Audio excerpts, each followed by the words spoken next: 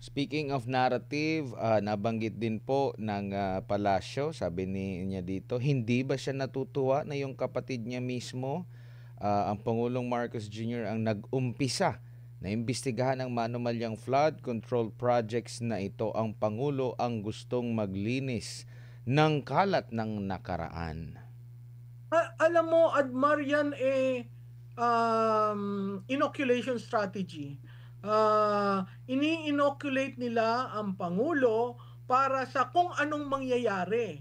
Kaya nangyari na yung mangyayari, balik sila doon, oh, hindi ba siya naggawa niyan? Paano naman siya masasali dyan? Eh siya nga ang nagpaimbestiga. Kailan niya pinaimbestiga? Di ba nung SONA, after ng SONA, kailan nangyari? 23, 24, 25. Tatlong taon. Ha? Pagdating ng SONA, ng fourth SONA, doon lang niya sinabing mahiya naman kayo. Wala siyang sinabi kung ano yung ibig sabihin ng mahiya naman kayo. Sinabi lang niya in reference to some problem sa infra.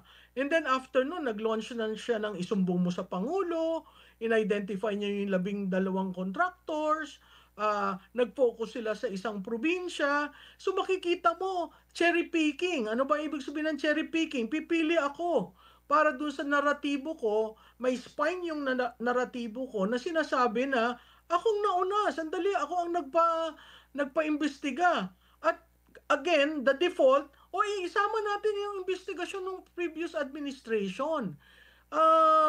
Hindi ko maintindihan kung bakit isasama. At wala naman silang pinapakita pa after 113 days na ito yung mga maanumalya ng previous administration. Kasi hindi nila mailagay yung previous administration kung itong administration hindi buo yung storya.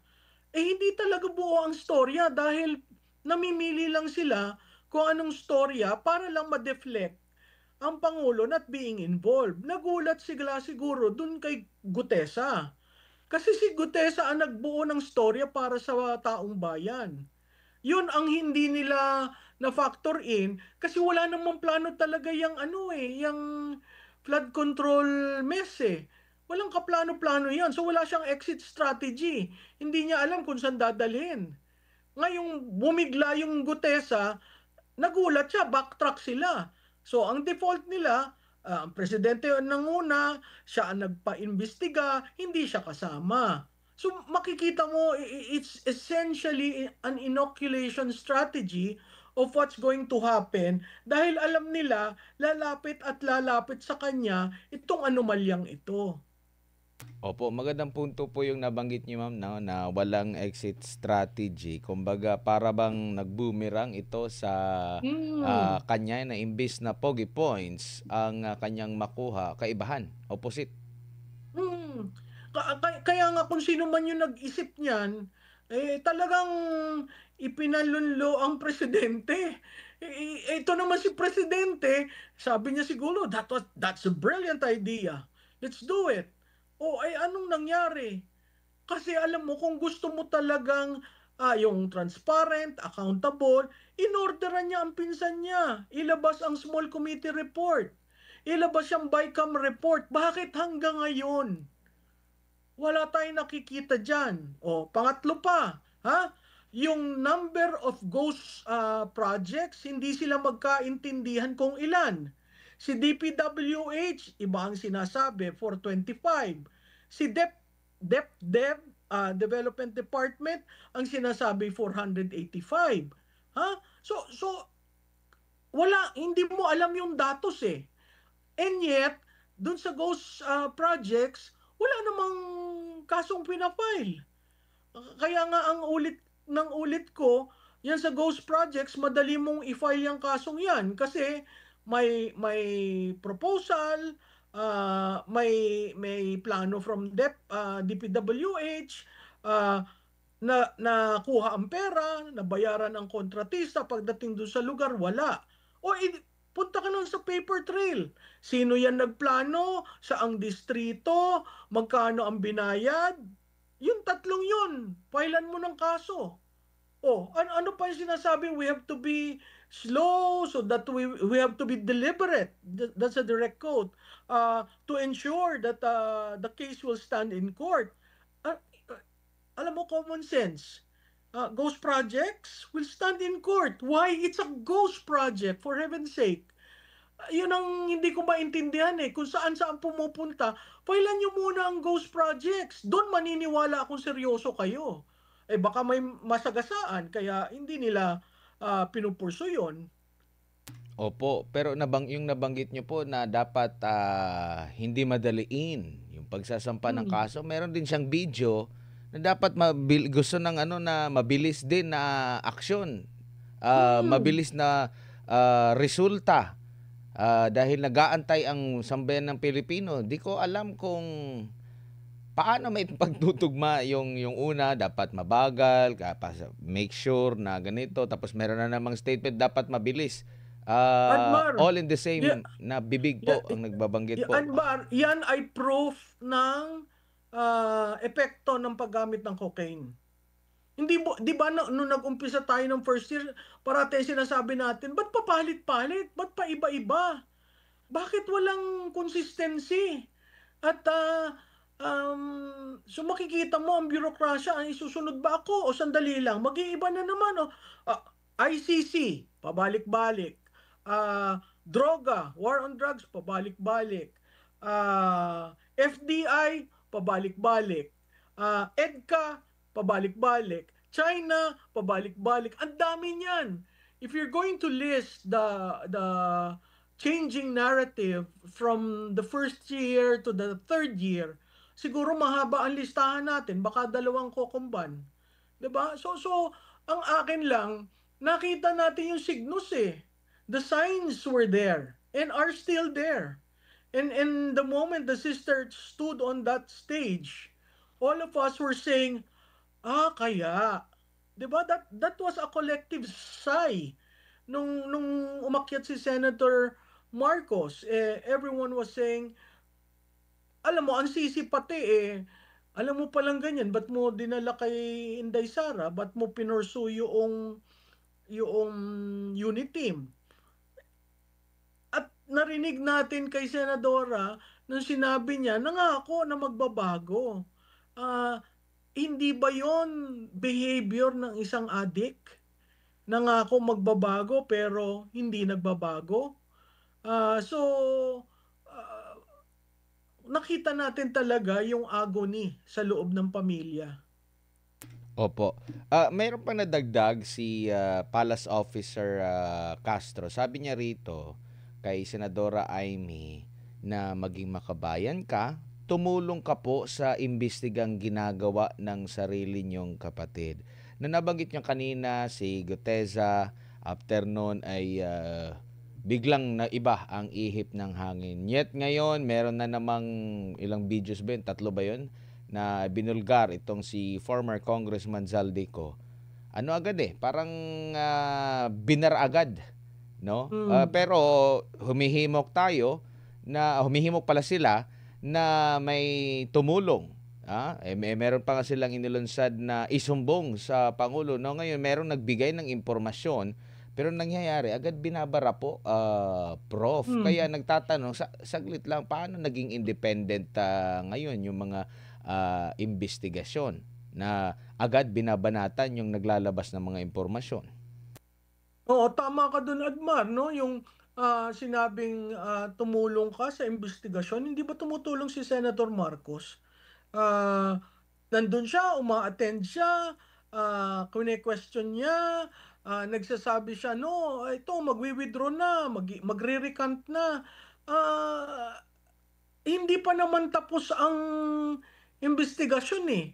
Kaya ako nagugulat dito kay Senator Lacson na meron ng conclusion, na yung dalawang opisyal daw ang nakatanggap at hindi ang Pangulo. Wala pa namang committee report.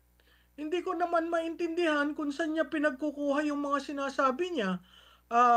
Yung isang opisyal ay taga DepEd, yung isang opisyal ay PLLO, 'di ba? At narinig lamang natin yung involvement ni ES through the testimony of Bernardo.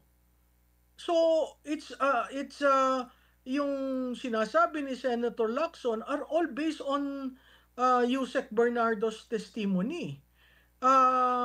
Yun sinabi niya, sinumpa ang salaysay, nasa na ang corroboration.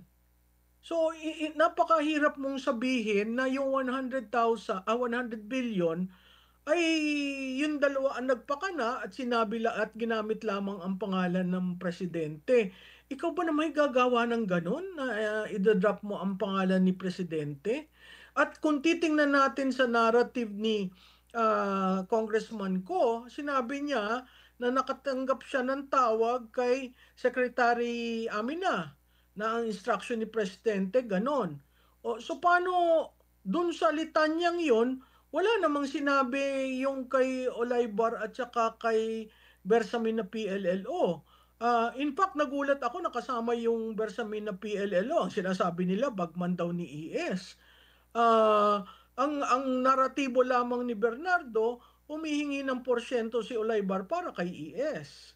So, Mm. pag pinagtagni-tagni mo yung puzzle, mabubuo mo na gumagawa ng storya. At very telling yung kay ES Bersamin na sinabi nag-resign, tinawagan lang pala siya ng hindi accountable officer para bumitaw.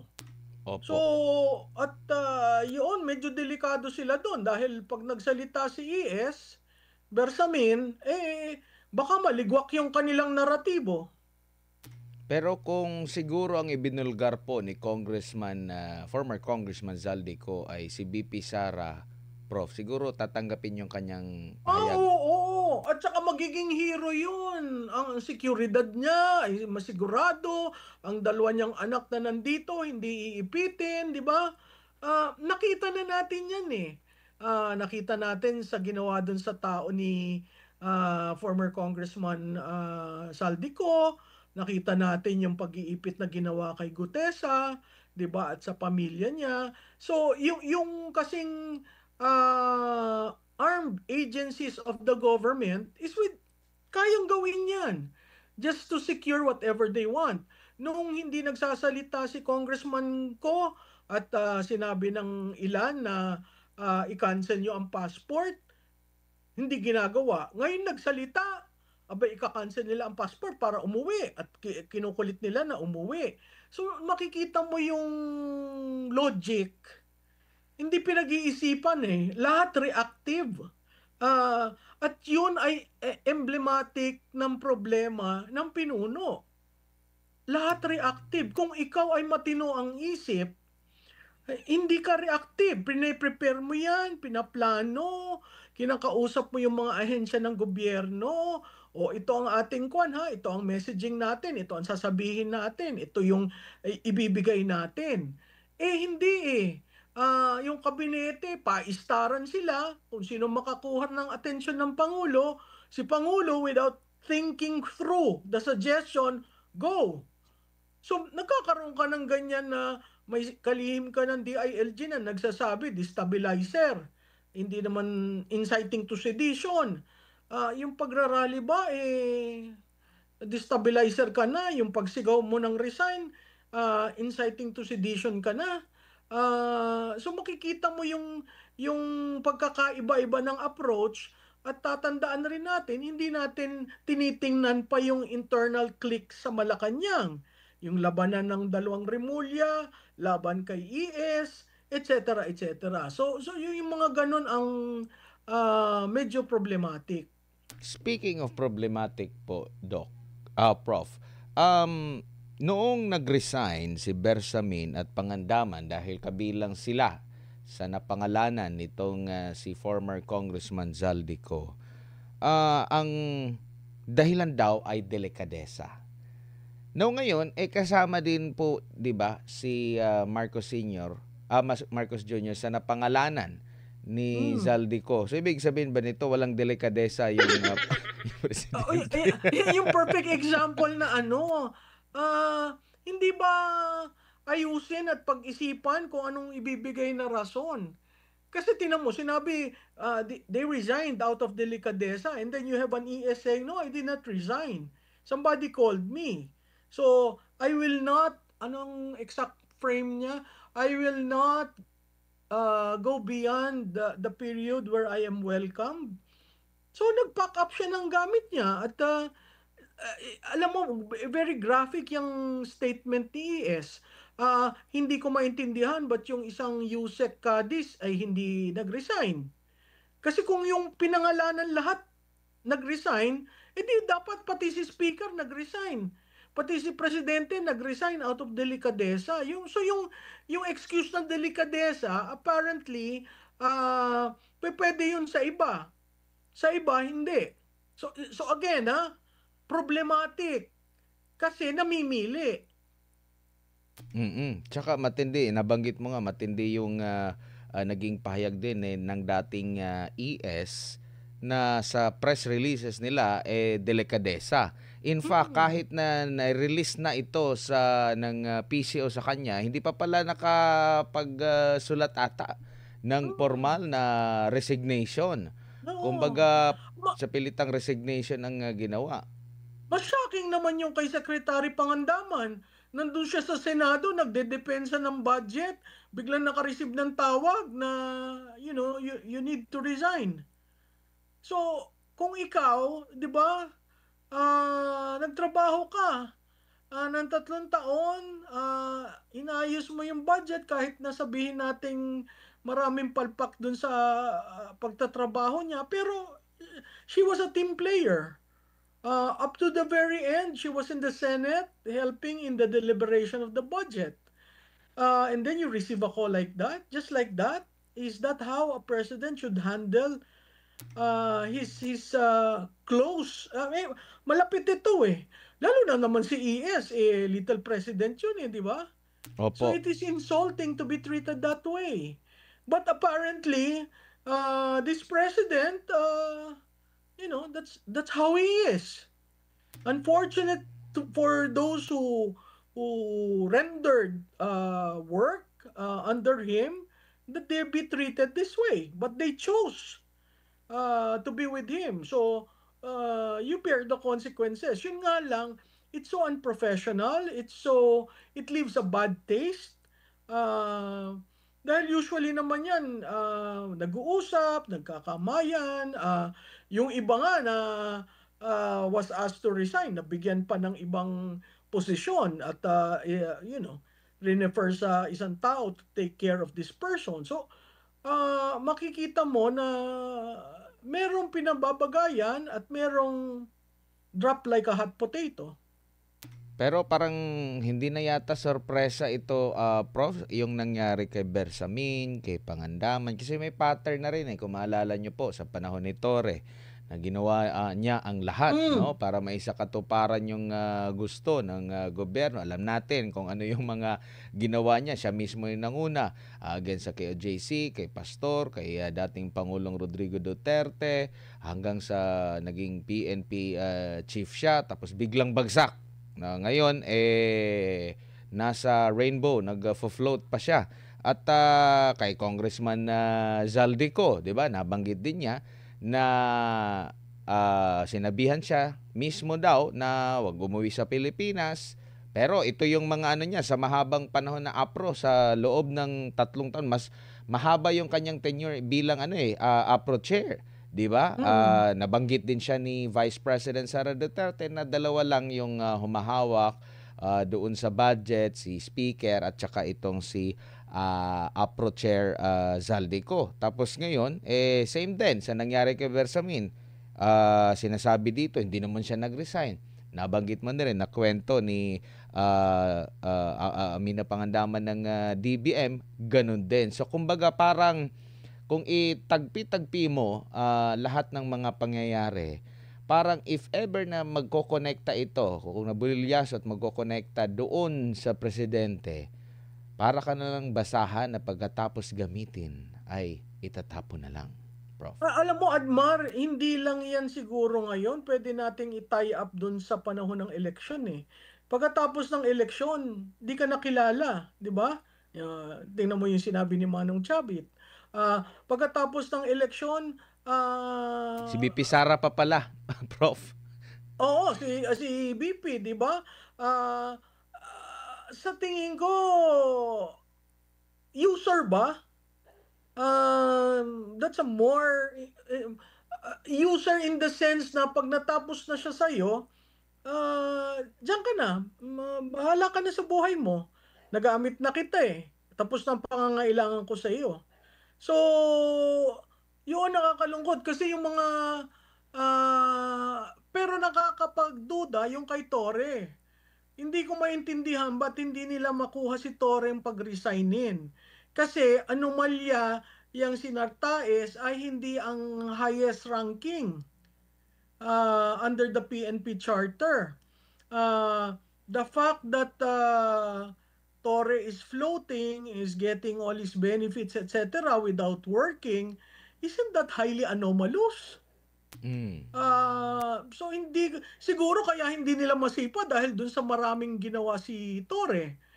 And yet you have to be fair.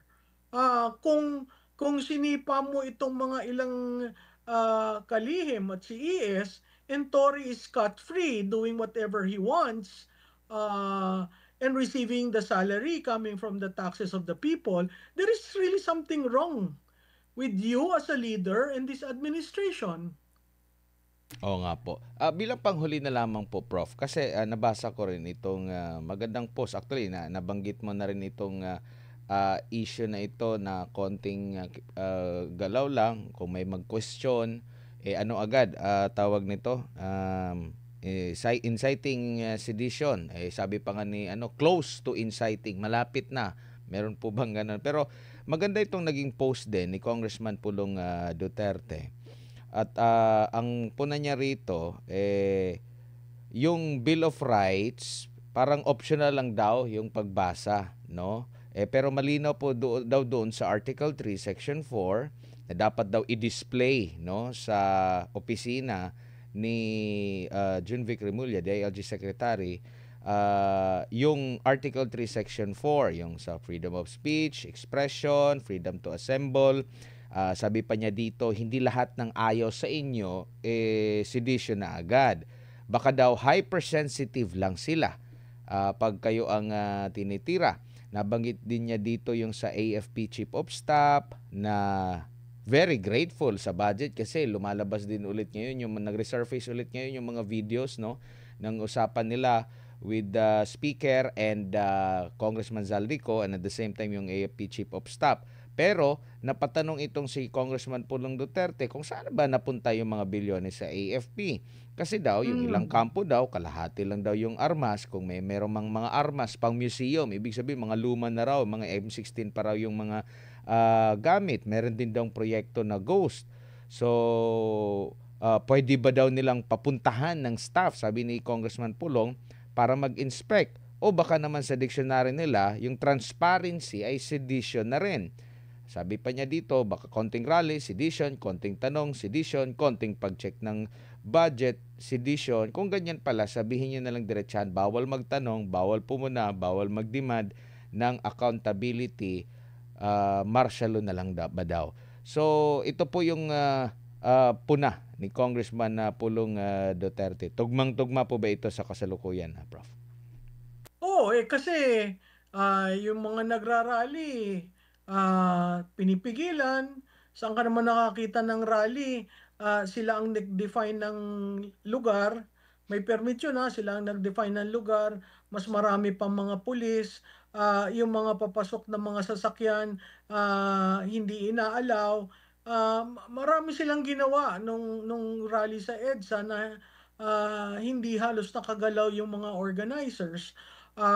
Nung pagtayo sa stage, lahat ng pagtayo ng stage, na nagsasalita, marami nagkomentaryo sila na, nako, yan, yung muntik na, malapit na. Alam nyo ho, you err always in the side of the Bill of Rights. Wala namang sinabi, hindi naman sila umakyat ng stage para sabihing ibagsak ang gobyernong ito. Noon ng panahon ni Marcos, ibagsak si Marcos, di ba? Ibagsak ang rehimeng ito. Walang ganon. Ang sinabi lang, resign. Ang resign is an exercise of the freedom of speech. Ang mali doon, kung kunyari nasa sinihan ka at sinabi mong sunog, Ayun talagang, alarm and scandal 'yun. So, hindi ko maintindihan kung, bakit sila madiin sa kritiko, 'di ba? Nag-a-agree rin ako dun kay Congressman Pulong, ang bilis husga, 'pag nagki-criticize ka sa gobyerno. Pero again, babalik tayo, mas importante ba ang criticism o ang nawawalang perang hindi niyo ma-account, 'di ba? Na hanggang ngayon umabot na tayo ng 110 days, hindi pa rin nabubuo yung storya. Hindi pa rin kilala kung sinong mastermind. Hindi po simple ang 1 trillion. Hindi po yan simple, lalo na sa isang bansa na lubog sa utang. Dapat kasi daw, VP Sara resign para hindi sedition po, Prof. Mahirap naman yan kasi may saligang batas. Except, lalo na dyan sa mga dilawan, no? Ang gusto nila, parehong mag-resign. O sige ho, pag parehong nag-resign, by operation of the Constitution, unang-una, wala pa tayong batas. Pag tiningnan mo yung provision ng Constitution, ang sabi doon, the Congress shall file a law on the succession. Wala naman ng batas pa na nabubuo ang Kongreso sa succession. So, pag pinag-resign mo yung dalawa, si Senate President, si Speaker, kaya nakikita natin yung galawan sa Speaker at Senate President eh. Sa paningin ko, may naaamoy silang mangyayari, kaya kailangan kaalyado nila ang Senate President at ang Speaker. Mahirap mong gawin yan kasi very fluid yung sitwasyon. Opo. Meron pang puna po, Prof, last na lang talaga ito. Doon sa 125 million, critical agad sila doon sa 125 million issue dito kay VP Sara Duterte. Hindi pa nga, dito naman kay PBBM, yung sa 100 billion pesos na sinasabing insertion, hindi ganun ka-intensive yung kanilang mga puna. Doon sa mga pagpupuna, hindi pa naisama rito kung ihahambing yung confidential fund ng pangalawang pangulo dun sa confidential fund ng presidente. Pero actually dito nga sa 125 meron nang kasagutan ata dito yung COA, no? Hmm. Kumbaga parang nineglect nila yung kasagutan ng COA, basta ano lang nila yung notion na talagang merong ginalaw si VP Sara. Pero kung ikukumpara doon sa 100B, doon pa sa confidential fund, di hamak na parang barya lang itong 125 M na na-justify naman po na talagang wala namang maling nagawa. Ito, dapat imbestigahan, wala na, binabara na agad. Hindi, malinis yung presidente.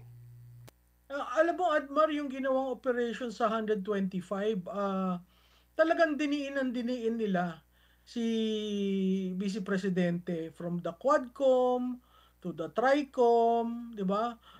To the point na parang sila na ang COA, and yet ang COA naglabas ng ruling tungkol diyan, no? Hanggang dun sa biro mong hanapin nila yung mga pangalan na piatos kung sino-sino sa PSA, mga tanga lang naman ang maghahanap niyan kasi confidential fund nga yan. Ano ba ang requirement sa confidential fund? Kaya nga ang challenge ko din sa mga mambabatas, mag-file kayo ng bill defining the metes and bounds of a confidential fund, and how do you liquidate it? Under the joint memorandum, ang requirement lang sa liquidation ng confidential fund, ilagay mo yung pangalan sa sealed envelope at ibigay mo.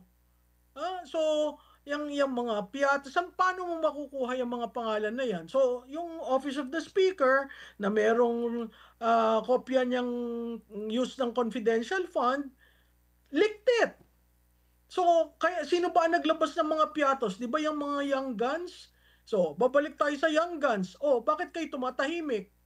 Ngayon, bumaliktad ang mundo, ba't kayo tumatahimik? 'Di ba? Very telling 'yan. At ang pinag-aaralan namin kung saan yung 8 pages na document na pinadala ni Congressman Saldico kasi may nagbalita, may nagsabi sa akin isang congressman, yun daw 100 billion ay ginamit para sa Quadcom at saka sa impeachment.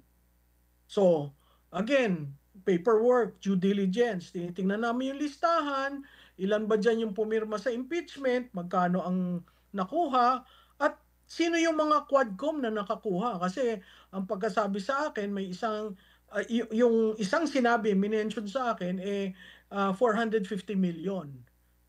So, imagine 100, kaya nga sabi ko, kailan ba rinilis yung pondo? Anong time? Kasi natandaan natin yung impeachment was signed February, just before the recess.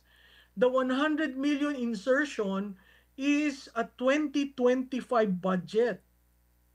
So pinatagtatagni ko 'yan. Kaya nga ang sabi ko dun sa isang comment ko ang request ko sana kay congressman ko, buuin na yung storya, wag bigyan ng installment kasi hindi natin makikita sino ba naman magtsatsagang tumingin doon sa 8 pages na pagkaliit-liit at titingnan mo sa GAB.